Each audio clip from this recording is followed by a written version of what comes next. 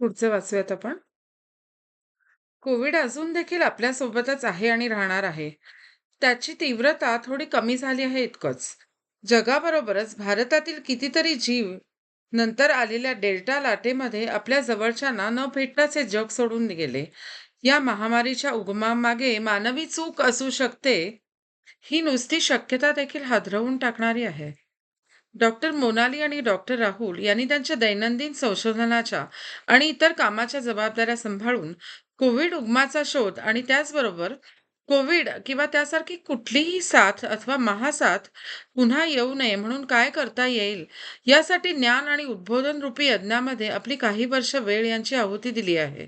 ज्या प्रकारे सर्व घटना घडल्या त्याच प्रकारे समाजापर्यंत पोहोचवल्या गेल्या पाहिजेत या ध्यासामुळे तो पुस्तक प्रकाशनाचा योग योग आज येतो आहे.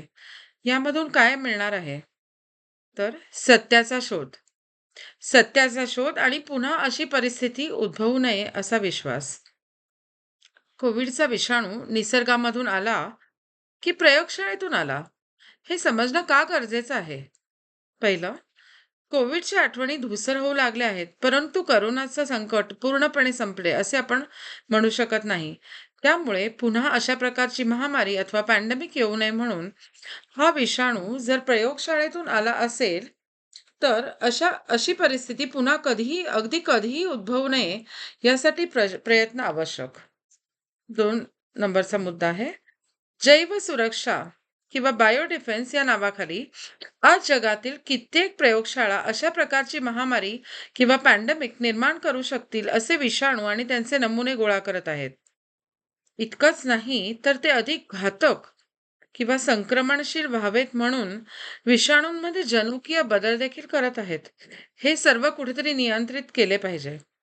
Gain of function of concern अर्थात महामारी किंवा पॅन्डेमिक निर्माण करू शकतील अशा विषाणूंना किंवा व्हायरसेसना अजून धोकादायक करणे व हे विषाणू मानवामध्ये कसे संक्रमित करता येतील असे प्रयोग करणे म्हणजेच विषाणूंमधील रोगजंतूंची संक्रमण क्षमता किंवा रोगकारकता वाढवण्यासाठी अपेक्षित असलेले संशोधन, अर्थात gain of function in of concern, हे पुढच्या महामारीला निमंत्रण देण्यासारखे आहे.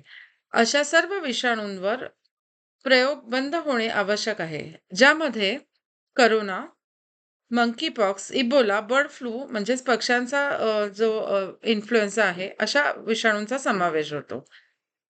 आणि तरीही तरीही जगभरात मधून या सर्व गोष्टी बंद व्हाव्यात यासाठी लढा देणाऱ्यांची संख्या खूप कमी आहे.